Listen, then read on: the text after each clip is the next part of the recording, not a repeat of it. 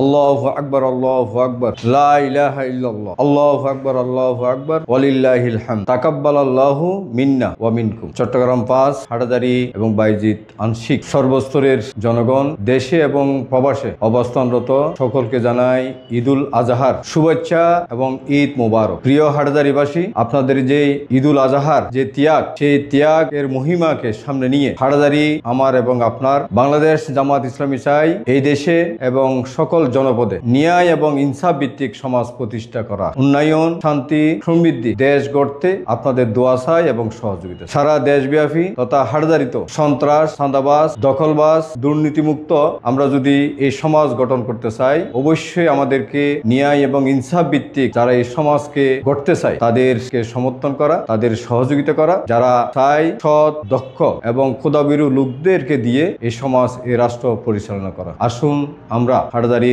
সকলকে জানাই আবারও পবিত্র ঈদুল আজহার শুভেচ্ছা এবং ঈদ মোবারক।